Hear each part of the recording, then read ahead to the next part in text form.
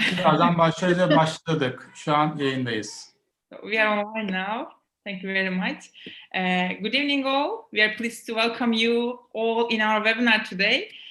My name is Tal Garih. I'm working as Entrepreneurship Program Director for Habitat Association. Today we have great guests from Turkey and Caribbean who are very experienced and have impressive journeys in entrepreneurship. We will listen all of them one by one. But before giving the floor to them, I would like to give a short info about Habitat Association and Jen. Habitat is an NGO in Turkey and working for sustainable development for 25 years with its great partners and volunteers. Entrepreneurship is one of the main programs in Habitat. In terms of entrepreneurship, we have been running programs for youngsters, refugees, and women. And we will be launching community spaces in 12 cities of Turkey with the cooperation of Facebook, the Union of Chambers and Community Exchanges of Turkey, and International Chamber of Commerce. And GEN, its global entrepreneurship network. It operates a platform of projects and programs in 170 countries, aims to make easier for everyone anywhere to start and scale businesses. And by fostering deeper understanding, cross-border with collaboration and initiatives between entrepreneurs, investors, researchers, policymakers, and entrepreneurial support organizations, GEN works to fuel healthier start and scale ecosystems that create more jobs, educate individuals, accelerate innovation, and strengthen economic growth. Since 2013, as Habitat Association, we are running the Secretary of GEN operations and programs in Turkey, like maybe you know, Global Entrepreneurship Week, Entrepreneurship World Cup, and we have hosted Global Entrepreneurship Cup in Turkey, in Istanbul in 2018. And the good news is we will be launching GenTR in Turkey in a couple of months. So we believe that this cooperation will be a great opportunity for all of us to transfer know-how, create new impactful partnerships in the global scale. And this webinar is also a great example of our partnership, actually. We're sharing our know-how with each other under the umbrella of GEN. We have met with Marcia in Bahrain last year, and we are still in contact. She's the managing director of GEN Caribbean. Welcome, Marcia, again. Maybe we can start with you. Can you please introduce yourself and explain the past of GEN, how GEN works in Caribbean, and what are the benefits of being a global partner of GEN for you? Okay, thank you, Hillel, and thank you so much for agreeing to partner with us within the GEN space on this webinar. For us, so I am Marcia Brandon. I'm the founder and managing director of the Caribbean Center of Excellence for Sustainable Livelihoods. And the Caribbean Center of Excellence for Sustainable Livelihoods works with GEN, Global Entrepreneurship Network, to operate and host GEW, Global Entrepreneurship Week in St. Kitts and Nevis. So on the flip side of that, we also collaborate with GEN. 5 hosts, GEW hosts from the Caribbean came together in 2013 to start GEN Caribbean, or to form GEN Caribbean. And so we have been working with GEN in the Caribbean to improve and strengthen the entrepreneurship ecosystem in the Caribbean. And I have been involved with GW since 2008, I think the same time as Turkey. Was Turkey there in 2007, 2008? Yeah. So we've been involved with GW since then, and GW has then evolved into GEN, Global Entrepreneurship Network, which is an awesome network to belong to, over 170 countries, as you know. And you saw what it was last year when you came to Bahrain, Hillel. So we're working to celebrate, understand, support, and connect entrepreneurs and those who champion entrepreneurs like ourselves. And we hope to do a lot more of this, especially now, during and beyond COVID-19, to connect, to celebrate, to support, and to ensure that we are helping our entrepreneurs to find markets, to grow their networks, and to ensure that the world becomes a global village, pretty much. Yeah. So Hilal, I'm going to hand back over to you.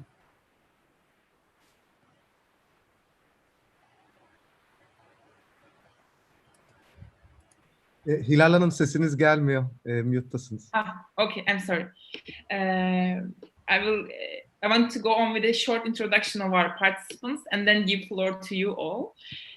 Today, Nicola Farrell is with us. He is the CEO of Caribbean Marketing Solutions. Welcome again, Mr. Farrell. And Ms. Boyce is with us. She is an entrepreneur. She is a medical laboratory technologist. Ms. Yarkın is with us.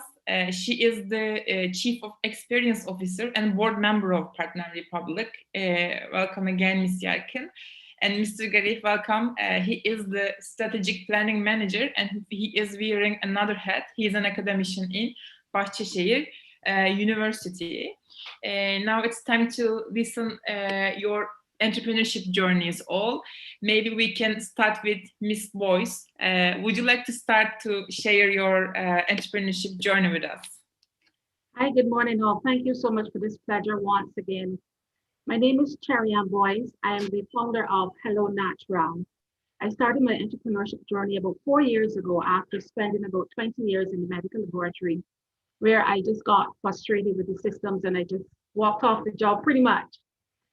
After the birth of my daughter, she had some skincare issues, and I figured there must be a better way that her skin can improve. And with that, we started doing research and we came up with some skincare products that worked beautifully. She no longer had the skin illnesses. And we started with just probably one product, and today we have probably over 20 products. You know, the journey has been exciting. It has been extremely scary.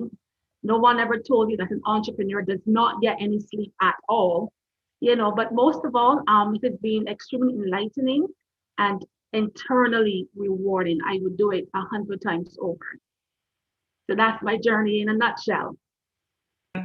That's great. So you have a story created from a problem that you have faced with in life, exactly, right? Correct. That's great. And so I want to give the floor to Ms. Yarkın. She's a great story as well, coming from corporate and now an entrepreneur. Ms. Yarkın, can you introduce yourself and share your entrepreneurship journey with us, please? Oh, of course. Thank you. I am working for Partner Republic, founder and, as you mentioned, the Chief Experience Officer. So we are working for data modeling and at last increasing the conversion rates for the revenue. We are working for the revenue. In our journey, just started at the beginning of this interesting year. At the beginning of this year, we met with Tal, and he's actually our main advisor of our company. So he always says lots of things about the data analytics, how big data is important, and how it's going to change the world. So we always talk about these sessions. So at the beginning of the pandemic, actually, it is a big decision actually for us and for whole of the team. At the beginning of pandemic, we just started for this journey on April.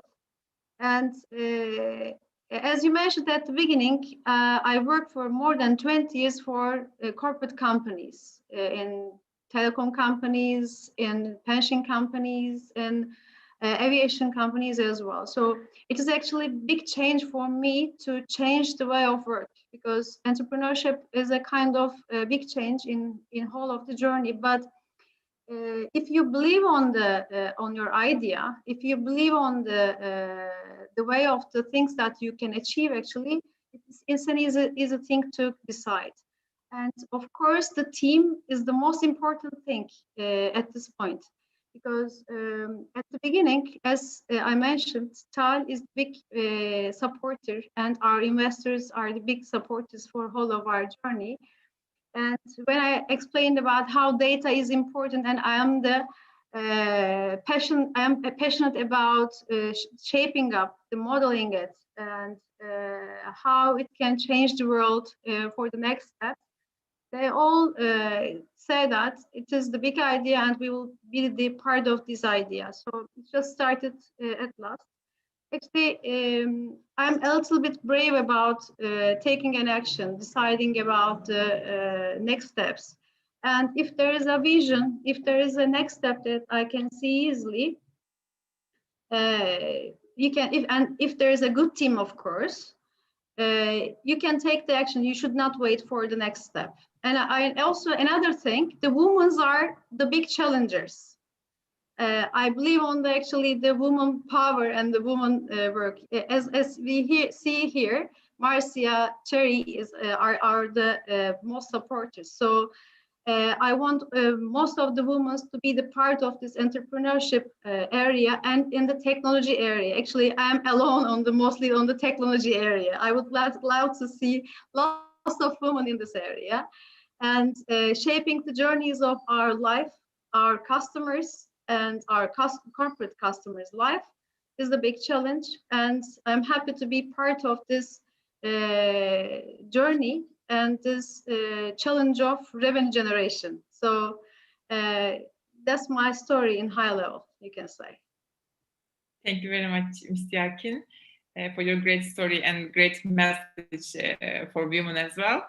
And now, Mr. Garih, can we hear from you? You are very working on digital transformation and innovation. Can you share your story with us, please? Thank you so much, Ms. Gerchek, and thank you so much for your kind words, Ms. Yarkin. It's a real pleasure and honor being with all you esteemed ladies and gentlemen and entrepreneurs. I'm a bit excited, so excuse my French, as they say. But long story short, I seriously believe this, that there is no I in team. It really doesn't matter what I do specifically or what one does by themselves, because it's only a drop in the ocean, right? And we feel like that sometimes. Whatever I do, it's just a drop in the ocean. Even if I do that, it won't affect that. And if it would affect that and that, what would happen to that third issue? And then we get into this vicious cycle. So basically, I truly believe that the solution lies in two fields. The first one is creating a strong and healthy ecosystem. As Ms. Brandon said quite succinctly, creating global village and new Silicon Valleys and whatnot. And secondly, education.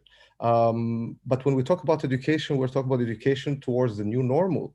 We're talking about, being digitalized, gaining new proficiencies, like the World Economic Forum is continuously revising, and the proficiencies needed in 2022 changed by tenfold compared to 5 years prior. So we're living in a changing world.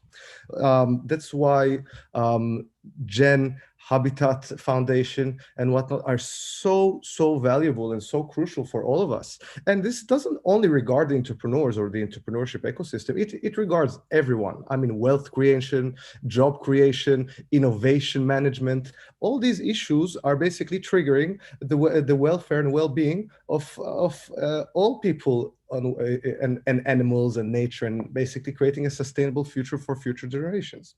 So in a nutshell, if I have to talk about myself very briefly, but again, ben yok biz var, as I say in Turkish, there is no me, there is only us. I'm not saying that we should forget ourselves or our own ego. I'm just saying that we should discover ourselves and find ourselves through others, because that's the pretty thing. I'm basically trying to create a new mathematical equation where I say 1 + 1 should equal 3, because otherwise 1 won't even equal 1. And that's exactly what we're doing here. So again, thank you. But when we talk about entrepreneurship, we're not just talking about startupists or just people who basically create new ventures, although they're very esteemed people like Ms. Boyce and Ms. Yarkin and Mr. Farrell. We all need entrepreneurial spirit. Whatever we do in life, we need entrepreneurial spirit. And we see a problem here in the younger generation. They're not motivated, they're not excited. I talk to them, I'm like, how are you feeling? I'm not making a difference. How long have you been working there? 6 months. So we need to be a bit patient. We need grit. We need resiliency. In life, the two most important aspects are meaningful relationships and job satisfaction. But we don't get that in a day. I mean, it requires work and it requires connections. So we need entrepreneurial spirit. We need to find our ikigais. And that's basically what I strive towards, finding my ikigai. Everyone's ikigai is different. It's basically the raison d'être, the meaning of life, how we can find flow, how can time fly? Because time is subjective, right? Sometimes it passes by fast, sometimes it passes by slow, subjectively at least. So the ikigai was developed by the Japanese, saying that we need to create these Venn diagrams and find the center where we find what we love to do, we find what we're good at, we find what the world needs, and how we can basically survive and make a living. Once we find all these things, then we find flow. Now, sometimes it's hard to find them in just one thing. So we should wear different hats, and that's exactly what I'm doing. I'm a business person. I work in a conglomerate, heading the strategy division together with our team, of course. I'm an academic, as Ms. Hilal said. I'm an eternal student, basically. I don't like the word teacher. I mean, whenever we stop learning, we get old, I believe. Age is subjective again. I'm also the chairman of the Graduate School of Business there. So we're working with a strong network of people from the private sector as well, because the private sector is connected with academia. The academia prepares students for the private sector. And the private sector also on goals education and whatnot. And of course, NGOs. I'm active in some NGOs. We created a new an NGO 8 years ago called A New Leader, where we're basically trying, how should I say in a nutshell, we're basically trying to foster the new leadership ecosystem in Turkey, working together with companies, NGOs, governmental institutions, and gearing these youngsters and crafting them to become leaders. And that's really, really meaningful, I think. By shaping a few, you can make a big difference. And also I work together with the Metanoms Esteem team. And really, I mean, Partner Republic are pioneers. Today, when we talk about data analytics, when we talk about smart, holistic solutions, I mean, we're not just talking about digital transformation. We're talking about human-centered approach. We're talking about being smart, being efficient. And of course, for that, we need to enjoy our workforce and our ladies. Only 21% of the workforce in the AI sector is led by women. I mean, the AI algorithms are going to become sexist. I mean, we have to, these issues have huge repercussions, which is why what Ms. Demet and her team are doing is so vital for all of us. So long story short, I urge all of you, find your entrepreneurial spirit, even if you're not a startupist. Be an entrepreneur by your own right. Find your ikigai, wear different hats, and enable this ecosystem by whatever you can do through collaboration, through know-how sharing, and through learning from one another, and of course, enjoying contemporary education vehicles. Again, GEN, Habitat, the Caribbeans, all of you are so valuable, and it means the world. And once again, 1 + 1 definitely equals infinity in this forum. So thank you for having me. It's a pleasure. Thank you very much, Mr. Garih. It was very motivating and inspirational. Maybe we can make another webinar with you talking about this entrepreneurship spirit and ikigai concept. That was awesome. Thank you very much. And Mr. Fennell, can you hear me?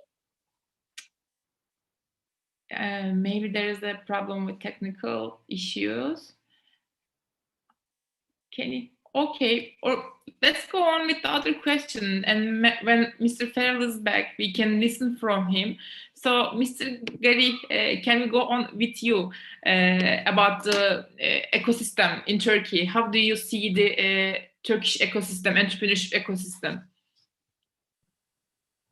Again, I suggest that we continue with Miss Brandon about the Caribbean's ecosystem. So I won't talk too long, so you won't get bored from my voice. So I'm just making a trick, basically. So Miss Brandon can equalize the conversation. Thank you.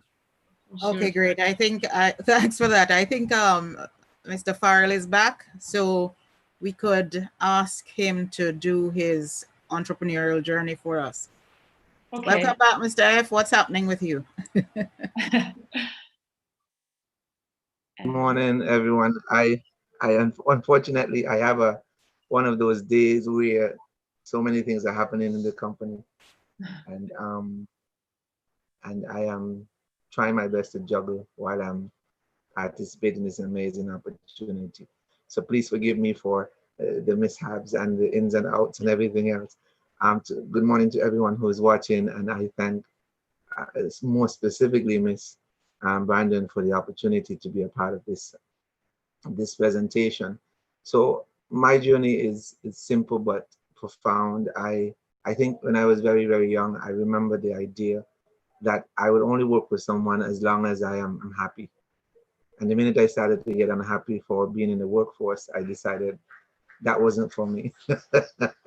So when I listened to Tal just now, he's so right. I mean, you have to grow into that idea of being an entrepreneur. It's not something that happens overnight, or you wake up one day and you want it. But I've always been ambitious, and in that sense, I started a company as a consultant. My background is IT. I've been doing it for over 25 years, and I decided that for me, technology was just about changing the world and the way that the world see things, but it's about creating solutions and improvement. Thus, my company, branded Caribbean Marketing Solutions. We are about creating solutions throughout the Caribbean. That's one of our visions. And most importantly, to be able to look at how we can do that with merging partnerships with entrepreneurs who have different skill sets and what they can offer and what they can bring. As recent as a year ago, I have now embarked on a more higher digital offline marketing experience, anywhere between Facebook algorithms to WhatsApp to you name it, anything that can get the content of a brand or a brand awareness in front of any customer or any clientele. So I am excited to know that as an entrepreneur, there's a future in the digital community for us, and that there is an opportunity to partner with other entrepreneurs to get their products and their services in front of the right people at the right time in the right place. A colleague of mine said to me recently, he said, in this business, you have to remain present. If you're not present, then you're in the past. And I believe in that. If in this business of entrepreneurs, we have to be relevant and we have to be innovative and we have to be edging out each time how we can better what we do to be able to keep our customers happy. So thank you very much for having me. I'm excited to be here. And I hope that this is not just the first or the last, but there is more of this that can happen for entrepreneurs on a global scale. Thank you very much, Mr. Farrell. And as you said, digital transformation, digital marketing is much more important than before now in COVID process. And as I remember, when you start with this business, the people who say no to you, now working with you, right? You also have a great success story in that term as well. Yeah, that's also great. Now maybe we can go on with Mr. Garih, as we have mentioned before. From your side, can we listen your experiences, your vision, how the entrepreneurship ecosystem in Turkey in terms of innovation and scaling up and networking? Again, as I said before, as I said that Miss Brandon should go ahead, because I said that, please, Madam, ladies first, please. Okay. I shall bell the cat. All right. So yes, the entrepreneurship ecosystem in the Caribbean is buzzing. I can tell you that, especially now during the challenges we've had and the fallout. As you know, the Caribbean is highly dependent, most of it, on the tourism sector and the services industry. And because of COVID-19, we have lost a lot of that. We have lost a significant part of our industries. And so it is now, as the Jamaicans would say, turn your hand and make fashion, right? It means pretty much find a way to make your own sustainable livelihoods. And so people are ensuring that they can find a way to do that, having lost much of their income during COVID-19. The ecosystem itself in terms of connectivity, of people working together, of academia, business support organizations, the government, the private sector, civil society organizations. We're all working together to ensure. I want to say we are looking at ensuring that we reduce significantly silos, and that's a work in progress. And so, but we're trying very, very hard to ensure that those who are not working together directly are working together indirectly. We have a way to go, but I think based on what I'm seeing and my own experiences in the sector itself, many people are understanding that, and I think Tal said it, and I'm going to say it in a different way. We say one hand can't clap. Simply means that you can't hold up one hand and it does what it needs to do. You've got to have two, right? And there's another saying that together we go far, alone you go fast. So we really do want to ensure that people understand how important it is to work together. At COESL, our model, the model we use to work within GEN, within COESL and within GEN, is called complementary capitalism. And all we're saying is that we need to complement more rather than compete. Competition has,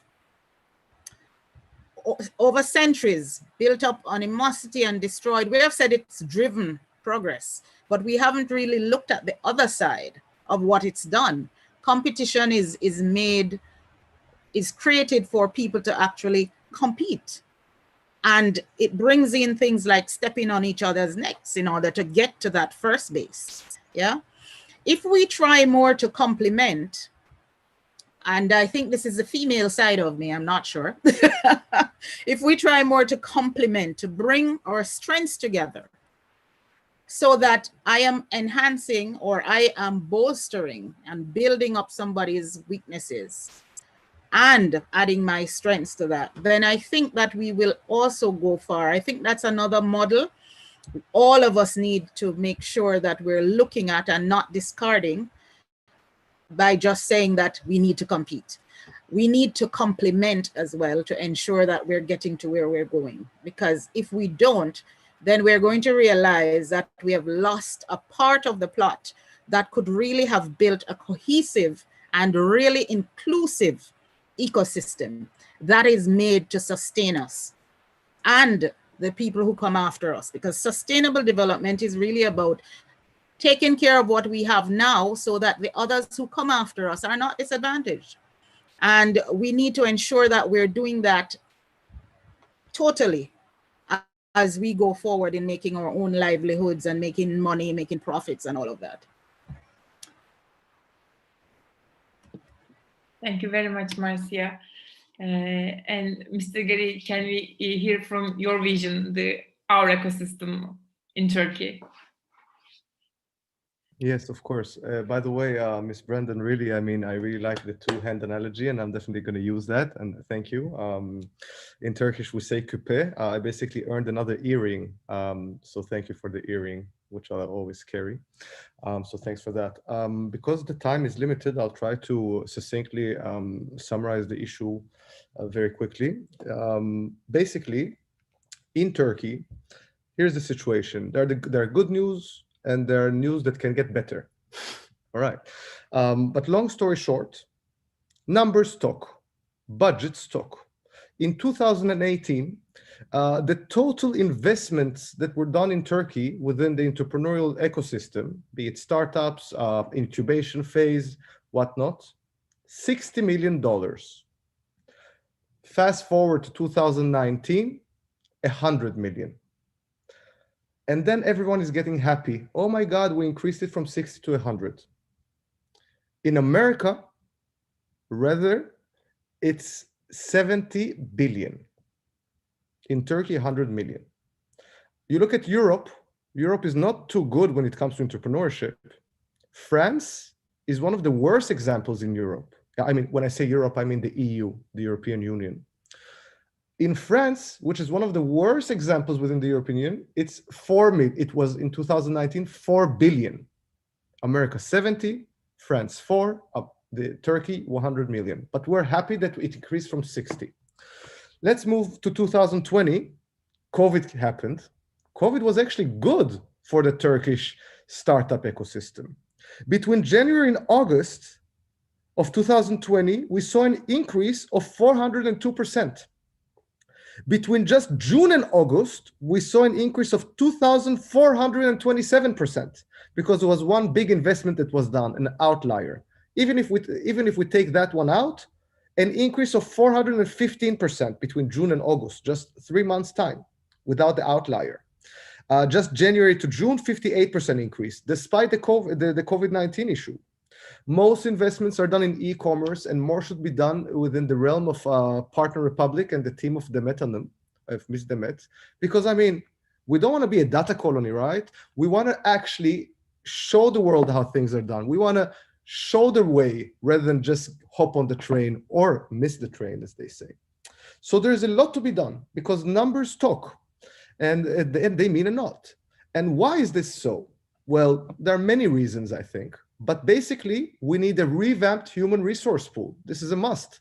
Talent is scarce when it comes especially to issues like AI or algorithms or new age technologies, basically. Industry 4.0, Society 5.0 technologies I'm talking about. And we see that it's very hard for VCs and funds as well. Capital investments are difficult. We see a few VCs, few institutional investors, and a handful of exits. So we need an innovative cultural shift, and that's key to create an actually positive feedback loop. We need more public policy, we need more cooperation, we need different stakeholders to come into this ecosystem. Again, be it governments, NGOs, academia, private sector, and whatnot. And we need to work together. We need angel mentorships. We need angel accelerators in Turkey. So money invested becomes smart money. I mean, these people who, exited or became self-made people are great, but now they're handling cheetahs rather than elephants. You have it's a different DNA. So it requires naturally, like a suit, different tailorings. And this is all natural, but the most important issue, I think, other than public policy and creating a strong ecosystem where we have not just two hands, but many hands holding one another and basically creating like a beautiful human bridge, how we see in the television sometimes 1 million people holding hands in India or whatnot. I mean, that's what we need to do. I mean, that's exciting stuff. So to do that, what do we need? Technology. We need enablers. We need accelerators. We need, technology is never good or bad. It depends what we use it for. A drone can kill people and it can plant trees. So it's basically a tool. We need to use these tools towards Society 5.0. We need to use the tool towards great values and towards strengthening our countries and the world as a whole. And I'm an entrepreneur as well. I mean, I talked about what I do in the private sector, in the academia, in the NGO realm. I mean, I'm advisor with the Metanum's team, which I'm learning a lot from. They're actually my advisors. If anything, I learn from them mostly. They're too kind. But, being active in all these NGOs, the Human Development NGO, there's a very important NGO in Turkey called Human Development, which I'm also active. The Istanbul's Economy Summit, which I'm also active in. And I'm learning from all these people. But here's what I see. We don't have enough marketplaces. We don't have enough technological digital tools that enable us to create a stronger ecosystem. And what we see is scattered offline support systems, which can do only so much. So as a result, as a side project, my team and I, together with my partner, Mr. Ergishener, he's like Superman for me. I learned for all of us. I learned a lot from him. And we decided, we got annoyed because every time just helping one entrepreneur or learning from one startup, it's just, I mean, you just eat for a day, but you want to learn how to fish, not just catch one fish. And you need to be methodological for that. And accordingly, I started my first venture enterprise as a startup, and and hopefully, I'm sorry, can you maybe silence the mic? Thank you. So basically, what we are trying to do is establish a digital hub and a digital marketplace where all these stakeholders can intermingle and support one another. And if I have enough time, Ms. Hilal, just like for a couple of minutes, do you mind if I show a couple of slides regarding this venture? Because I think it basically talks about the ecosystem in Turkey as a whole, as it's basically trying to get all actors to play together. For sure. Yeah? For sure, Mr. Garih. Thank you so much. Much appreciated. And here is my deck. And just very briefly, we called our ventures to unicorn. Basically, the aim is to become a unicorn or help unicorns become unicorn, or an entrepreneur, a person that usually wouldn't become an entrepreneur, help them become an entrepreneur. An entrepreneur that would usually fail, help them succeed. A person that would succeed, help them become a unicorn. That's the idea, basically, holding hands. And the mission here is to integrate all stakeholders within the ecosystem. Again, we have all these different, how you call it, ice cubes, let's say, but we need to connect them, basically. And that's what we try to do. And the goal is very simple, is to create Turkish unicorns and global unicorns, of course, because, once we help one another, increase awareness, it helps us all. And we see entrepreneurship is on the rise globally and in Turkey. As I said, the statistics are, the numbers are increasing, the investments, the funds are making more and more investments, and it's on the rise. And capital is flowing towards startups, be it from funds, angels, companies, or banks, of course, VCs. Why? Because we know that it triggers innovation. And it's critical. And when you look at the unicorn history around the globe, up until 2014, you just had a couple, be it SpaceX and Elon Musk, and Uber, a Dropbox, or a Spotify. But look what happens from 2014 onwards, exponential growth. Unicorns everywhere, throughout the globe. And many more than before. And again, this helps job creation. So it's not just about the VCs. It concerns everyone. It concerns all of us. Look, 4 in 5 new jobs are created by 5% of new and fast growing companies globally. Since the 1980s, 95, almost the entire global wealth is owned by entrepreneurs. Where are all the Shells and Coca-Colas? It's all Alphabets and Apples and Ubers and whatnot. But we see a vicious cycle when it comes to Turkey. There's a lack of trust, a few exits. We have our first Turkish unicorn, which we're super proud of, but we need more. Our potential is much higher. And I'm sure that Partner Republic will show everyone the way. Now, there are few exits. Undeveloped culture, innovative culture, entrepreneurial culture. And again, scattered offline support systems, but we don't know where they are. It's hard to get engaged. There's a lot of information biases, few funds. So you always, for round A, round B, round C, need to go to the same people, which makes it challenging. The incentive plays need to increase. And we need the ecosystem, again, all the stakeholders to work together. And in accord, we see good things as well. We see some pluses. TÜBİTAK, which is the Turkish governmental institution in charge of innovation, doing a lot of new regulatory frameworks, new technoparks coming to play, strong grants coming to play, incubation centers, accelerators are increasing. But again, the world, I think, especially now with all this dataism going on and transhumanism going on, and we basically found ourselves in a futuristic movie. It's like we press the flash forward button and we find ourselves 10 years in the future and we're stuck there. Now, I think that people, startups, companies, countries are going to be divided into 3 classes. The first class are going to be the ones who show everyone the road, who are basically piloting everything.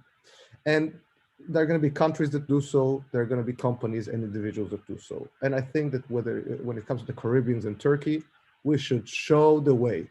That's what our potential basically promises us. Second class doesn't show the way, but basically hops on the train. And then you can import stuff.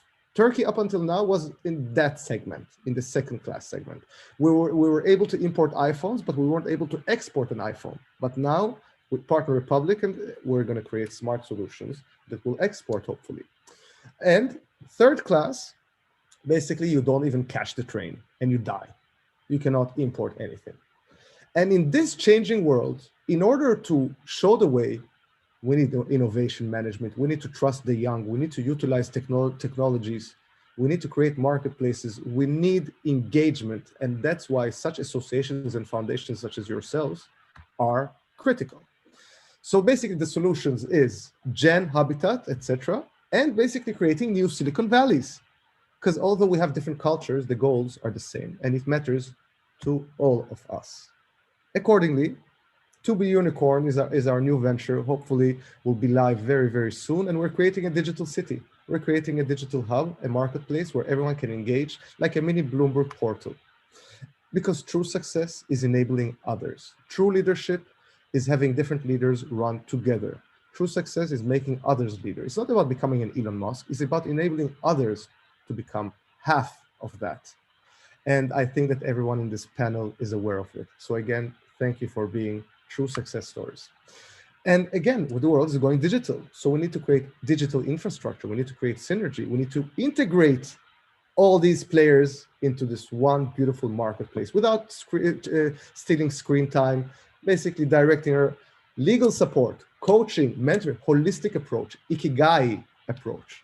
Work and play should be one, I believe. And accordingly, we're creating a business model where we have a Turkish league, where we just provide content. Then if you're a startup and you want to engage with our platform, you apply. And if you're not ready for an investment, you're in the European League, where we help you develop. And if you're a champion already and you're ready for investment, like AngelList will basically partner you with investors. And that's the idea.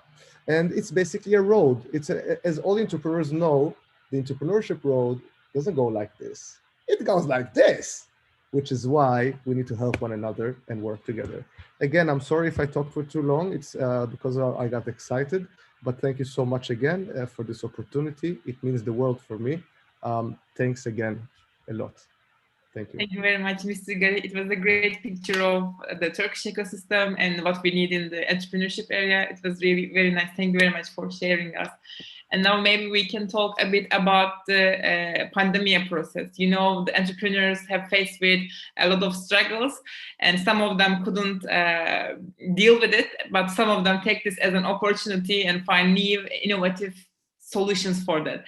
So I would like to ask to, firstly, Ms. Cherry, what are the obstacles that you have faced in pandemic as an entrepreneur, and what are the solutions that you have applied? I think you are unmute. Can you unmute your voice? Yeah. Hi, you can hear me now? Yeah. Lovely. The pandemic was indeed an interesting time. I don't think anybody has ever experienced anything like that. And for a small home-based business, at first it was extremely scary. And we had to relook exactly what we were doing. And one of the issues we had was accessibility. You know, customers were no longer coming out. We weren't going out. We were all on lockdown. You know, and for that made me think, how do I get my products to customers still? And a website that I was toying with about a year, close to 2 years, we were able to do in 24 hours. You know, even though it was not perfect, you know, we had the products in the customer's face. You know, we had them, they were online. With that, we were able to increase our customer reach, and the average customer spend also increased when we had our website. We worked with our bankers, and we were able to go cashless to be able to do curbside delivery and curbside pickup. So that was really great for our business at that time. One of the other things we also faced was diversification. No longer were customers interested in the luxury products like your scrubs and your oils. Everybody wanted something that was absolutely basic, you know. So they wanted functional cosmetics, and that helped us and pushed us to produce a 4-step skincare line that allowed ladies at home, sorry gents, you can also use it too, that allow ladies, you know, to take time with their faces and their skin. So that went really well for us. We were also able to position ourselves to do hand sanitizers. And through making those hand sanitizers, being a medical technologist, it wasn't easy. It was a no-brainer, you know, and through making those hand sanitizers, we were able to form strategic partnerships with our hospitals, our nursing homes, our nurseries here. We were able to give free hand sanitizers and free hand soaps. And that allowed us to, we were able to use that as a marketing prop. And it also allowed Hello Natural to remain relevant in a time like this. Because even then now people are saying, oh, I have your hand sanitizer from the pandemic, and it has increased our monies, it has increased it tremendously. And along with the pandemic, it also allowed us to call and rely on our mentors like Dr. Brandon. She was incredible. Sometimes it was able to call her and say, Dr. Brandon, what do you think about this? Can I do this? What do you think? And having her there and her organization being able to calm me through it, it helped Hello Natural to reposition ourselves within the marketplace, where we've gone now from a home-based business to a property rental, and we're looking forward to all that it has to offer. Yes, it is still a scary time, it's extremely uncertain, and we had to be flexible. One thing, we had to be flexible in our response to the needs of our customers and also the needs of the country. It was an incredible time. So the pandemic, it was bad, but it was also great for our business. Thank you very much, Ms. Boyce. And Mr. Garih, if I ask the same question for you, what is your experience? What is the challenges and your solutions? Can you share with us, please? First, Ms. Boyce, I really enjoyed what you just said. It's all about creating an opportunity out of crisis. And in Chinese, when the Chinese people say crisis, they use two Chinese symbols. And one symbol means opportunity, and the other one means risk. So, I mean, yes, it can go negatively, but we need to use the situation and make an opportunity out of it. And I think you did it very, very, very smart, in a very smart manner. And it also creates empathy. It's all about creating meaningful brands today, I think, like Tom's. Basically, I mean, they sell you one shoe, and then they give another pair of shoes to someone in need. And I think that's beautiful. And I think especially the younger generation is much more aware of that. And once you become a meaningful brand, you can have premium pricing. It makes economic logic. You get more repeating customers. You get more word of mouth, etc., etc. So you know how they say, fake it until you make it? I definitely believe that. Fake it until you make it, because eventually when you make it, you see that it makes economic sense. I always say that it's not just about profit, it's about purpose. Purpose, eventually you can monetize. But when you just focus on profits, the feasibilities, all of a sudden when COVID-19 comes, your cash flow gets ruined. So I think, long story short, again, I'm sorry if I talk too long, I'll just sum it up with two thoughts. Smart business models, where you basically utilize data, you have a platform-based business model, whatever you do, and you get data which you can analyze simultaneously or momentarily rather than analyze Excels. That's old school.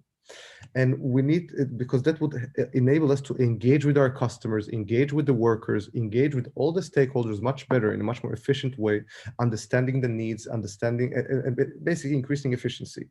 So we need to integrate these tools into whatever we do, and whatever we do, we need to include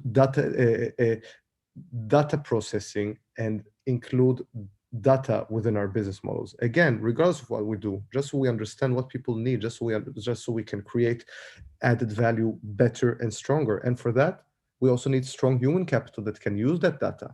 I think the three main issues today are basically, how are we going to organize our companies?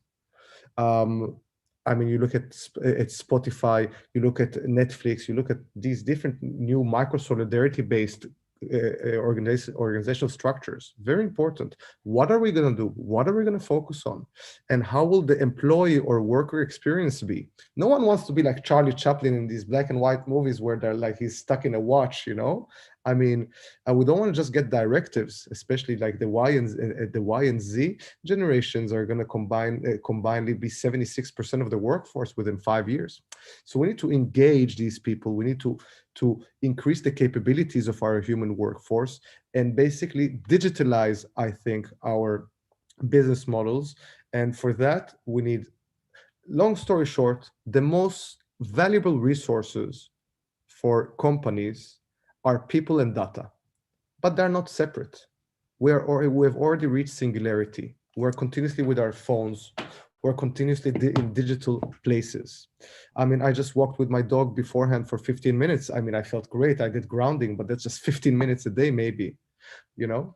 So we have reached singularity. So for companies, integrating data and people, or not just people, talented people, good people, people with values, so you can create meaningful brands, meaningful missions, that would be great. And on top of that, the most important resource for people, unlike companies, is time. People think that the most important resource is money. Money comes and goes. Time doesn't come back. Manage your time well. Do what you love, because then you'll be successful. Don't sit somewhere because someone told you to sit there. Let's find our ikigais and you know, give back more than we take, because actually we get when we give. It's a paradox, but I think everyone here gets it. So let's give so we can get. Thank you. Thank you very much, Mr. Garih. And it would be great to talk about a bit about the future of pandemia. So, Mr. Yelkin and Mr. Farrell, what is your foresight for the future for pandemia? What will change in our life, and what should we prepared for? Who is first? Please take the floor, Mr. Yelkin. Thank you. Actually, at the beginning, as I mentioned, pandemia, and also Tal also mentioned about the opportunity and the risk part, yes. At the beginning of pandemic process, people are always talked about what we are going to do, if we are going to, if we are going to lose our job or not.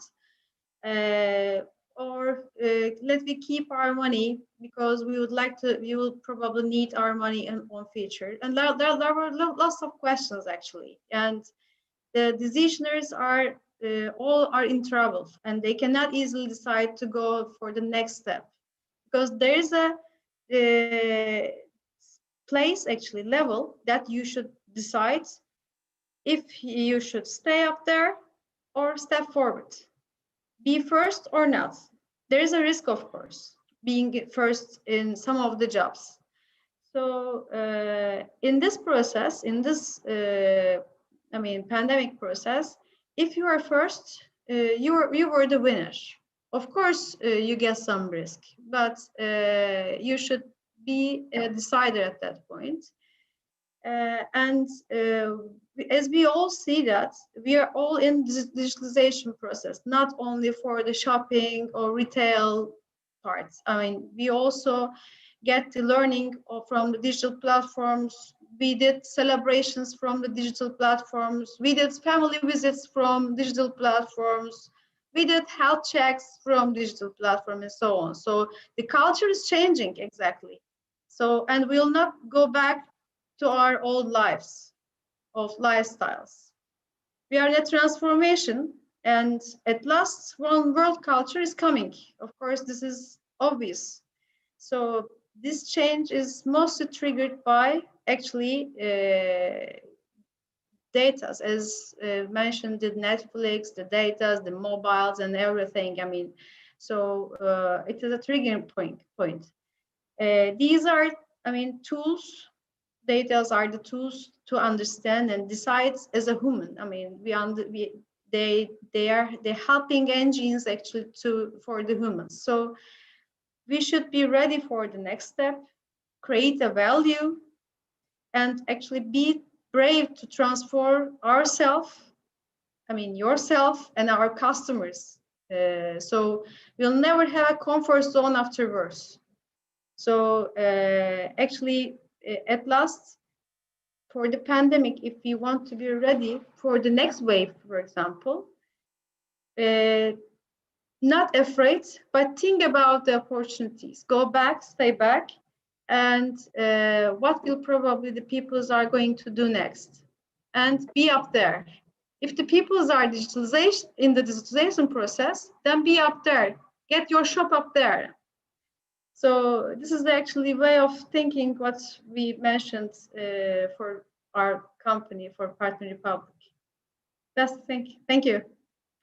Thank you very much, Ms. Yarkın. And I hope we don't have the second wave, but as you said, if we have, we will be more ready for that. Although we have a lot of unknowns again, we are more familiar than the first one. Thank you very much. Yeah, thank you very much. Thank you too. And Mr. Falal, what do you think about the future for pandemic? What's waiting for entrepreneurs, and what are we prepared for? What should we be prepared for? I think one of the things that I found in this business, or what has transpired, is the fact that we are all waiting for a solution, and we're not willing to create that solution for ourselves. I found a lot of business owners depending on a solution from the government sector, or depending on a solution that's coming from a global community. And what really needs to be looked at is how can I look at what I do and be able to transition into what needs to be. And I say that because, for instance, I went from doing digital media to now animation to now video content, because the idea is when the lockdowns came about and the convenience of people being at home, it was an opportunity to get content to them, and so that they can be able to respond to it and how it affected them during this time. And the content was in all formats, it's from digital copies, videos storing about how you can handle anxiety, to doing virtual exercises and live. I mean, I have moved from having no experience with live production to now being.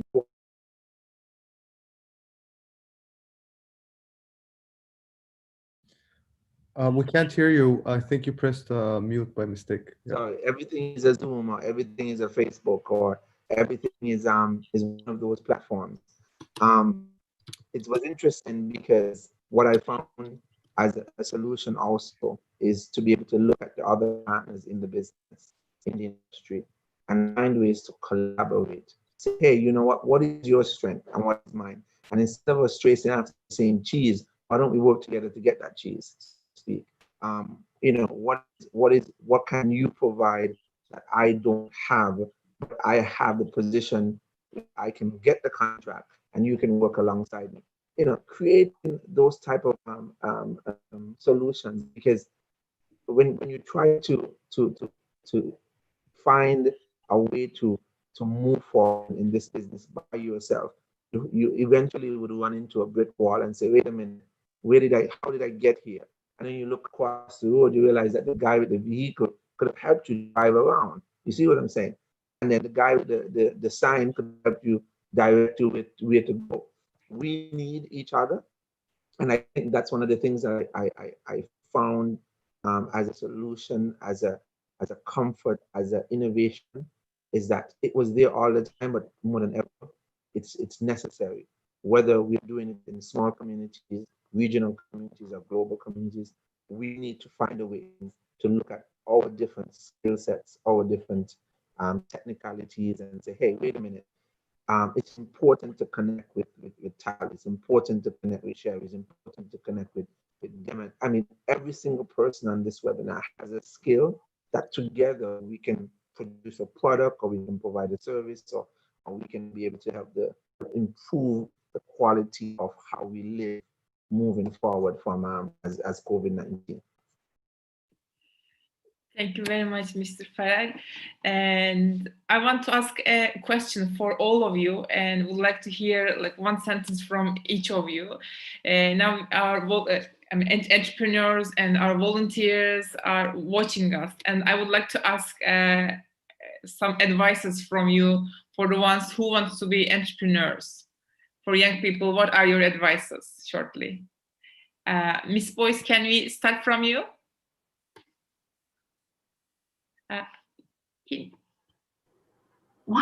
Sorry about that again. One definite thing is that change is inevitable, and change post-COVID and during the pandemic is going to be extremely uncomfortable. You have to be dynamic and you have to be flexible. That is critical. Any service that you offer, it must be technology friendly and it must be always customer ready. Networking is going to be imperative, and uncommon partnerships are going to be the order of the day. Entrepreneurs, they must also develop key competencies and they must consider key issues within their business that will help them to redesign the business that they remain sustainable, competitive, and most of all, relevant post-COVID. That's the advice that I would have for entrepreneurs during this time. Relevance, relevance, relevance, relevance. Thank you. Thank you very much. And Ms. Yarkin, what would be your advices for young people? One word, transform your mindset. Actually, not look today. Think about the next step of the human being. Because you should be always up there. I mean, not always think about the pain points, think about solutions.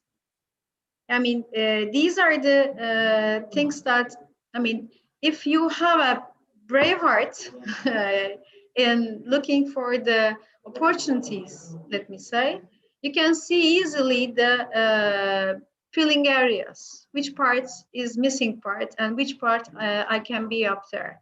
And if you have some capabilities to fulfill up there, take a great team, then don't stop, go ahead. That's the point. Great, thank you very much, Ms. Yarkin. And Mr. Garih, what would be your advices for young entrepreneurs? I would go with Ms. Yarkin, and it's all about digital transformation and basically renewing ourselves. We all need to renew ourselves. I mean, COVID just expedited the situation. But when we talk about digital transformation, we're just not talking about digital world. We're talking about human-centric approach. We're talking about culture. Digital transformation means cultural transformation, means strategic transformation, means process-driven change. So we're talking about all that. I mean, technology is just a tool, it's the means, but society, environment, future generations, together with economic logic, so it can be sustainable, is the goal. I mean, the tool, again, these AI tools, blockchain tools, cloud, robotics, IoT, all that is nice and well, but what are we utilizing them towards? The systems that operate these tools need to be responsible structures. We need to hold good values. We need to have strong neural networks. And we need to be a strong homo deusus, like Yuval Harari says. We're evolving from homo sapien to homo deus. So my advice, my 2 cents, don't just focus on profit, focus on purpose. Don't do it through a hierarchy, create a network management system. Don't just focus on control as an entrepreneur, because usually, you know, the founders, they want control, empower. It's not just about planning, it's about experimentation. What's Facebook's motto? Break it and then apologize. Break it and then apologize. I mean, if you just are scared, like in Turkey, in some companies, people are scared to make a mistake, you won't have innovation. And then the people at the top, why is there no innovation? If you're gonna sit all day at the same place next to the other person without hot desking or whatnot, these things don't just happen by themselves. So we need transparency rather than secrecy. We need platform-based smart business models. We need to learn to create omni-channel systems. We need to create agile structures. And to do that, I recommend all entrepreneurs to focus on 3 types of management. First, infrastructure management, cloud, server, platform, these kind of digital solutions that Partner Republic offers, for example. Process management, not just infrastructure, but process management. How are we going to do remote working? How are we going to mobilize people? And of course, last but not least, innovation management. Preparing the company for the new world order, creating smart new business models, organizing work differently, focusing on different types of that, focusing on UX, employee UX. We need to feel like we're playing. There are 2 theories. Theory X, that people are just, you know, tembel demeye çalışıyorum. Bana yardımcı olur musunuz? Lazy. Lazy. Yes, people are just lazy, and you need to, continuously give sticks and make them work. But there's also theory why, where people play at work, where they say dance on the table. Both exist, but we need to create a system where work becomes play. And I'm very excited about everything that is coming. And I also think that when it comes to, true leadership, because entrepreneurs are leaders, we need empathy. I think the highest form of intelligence is humility, is modesty, is kindness, is good intention, and of course, integrity. So by having these concepts, we are able to learn from one another. We're able to cooperate much better, and we trust ourselves more. My last sentence and 2 cents: those who say they can and those who say they can't are both usually right. First, we gotta believe. And for us to believe, we need ecosystems. So thank you so much. It's been an honor and a pleasure. And I'm sorry if I talk too long. Again, thank you so much. No, thank you very much, Mr. Garih. It was again a very motivating talk from you. And Mr. Farid, would you like to add your comments and advices for entrepreneurs in our last question?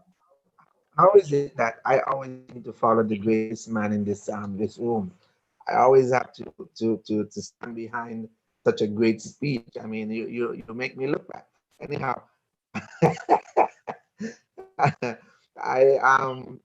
I think, and as I've thought about it time and time again, what made me want to be an entrepreneur? And if I were to say that, it was I couldn't no longer deal with the mundane of my job. I got to a point where I was doing it just because. And that's what I love about what Tal said. I realized that becoming an entrepreneur meant having a purpose, meant creating an impact, meant somehow in some small way, right in St. Kitts and Nevis, I could make a change. Whether that change be innovation, digital space, whether that change be cultural in how we respond to the market that we live in, whatever it is, that became my purpose. And so if you are listening and you're working and you just are not excited about your job, maybe it's time to think about being an entrepreneur. Because only when you love what you do the best at it. And you're going to be awesome in the end. So I would say that find your own niche, find your own love, find what wakes you up every morning to say, I will do this for 24 hours, 7 days a week, 365 days. And I won't be tired. I won't be bored. I won't complain. I will do it because somebody that is connecting to what I'm doing is happy. They're excited. So that's what I would say. Thank you very much, Mr. Ferrer. It was very motivating as well. So as we sum up, I got great suggestions from young people, and we can say, be ready for change, be willing to be transformed, focus on purpose, not only make plans, but also experience it, and find your own love. These are very, very valuable suggestions for entrepreneurs. Thank you very much to all. And we are coming to the end of our webinar. Thank you very much to all. I would like to thank you all for joining and sharing your great experiences with your all great stories. Also, we again see that it's a great opportunity to be a part of that global network. Hope we can go on with other webinars to share our experiences. Thank you very, very much to all, and have a good evening. Goodbye. Thank you very much. Thank you. Thank you. Goodbye.